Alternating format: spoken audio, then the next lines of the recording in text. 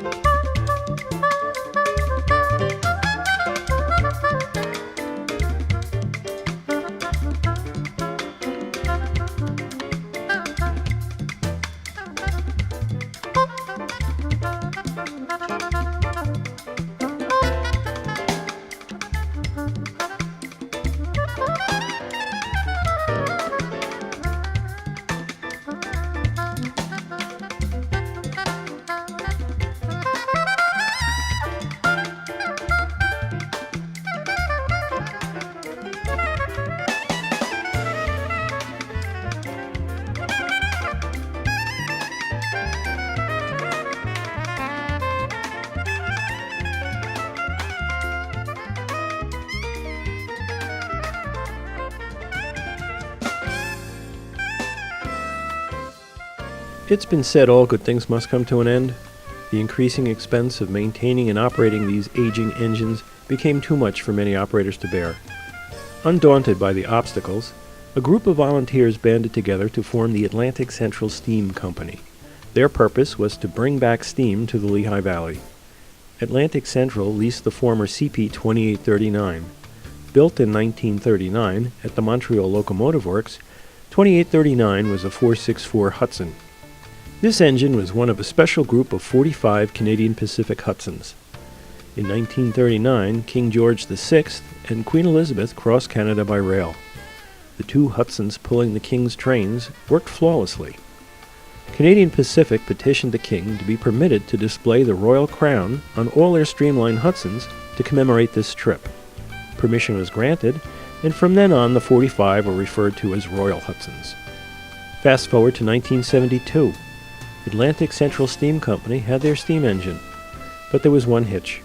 It was in need of a major overhaul.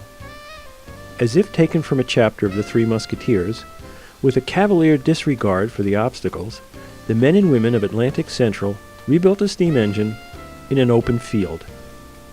No roof, no walls, no heat, no cranes, no electricity, no water, no kidding. Just ballast, weeds, snow, blazing sun, wind, and rain. If you don't find this amazing, then I don't know what is. As repairs were nearing completion, the ultimate April Fool's prank was played on Atlantic Central. Conrail. On April 1st, 1976, Conrail began operating most of the Northeast railroads. Conrail was all about business, all about freight, and there was no place for steam or passenger rambles on their railroad. All dressed up with no place to go, Atlantic Central eventually found a home for the 2839. The Southern Railway operated a steam program, and it was there that the 2839 spent the majority of its remaining years of service. Let's view some slides Jim took on a couple of the Southern Railway excursions.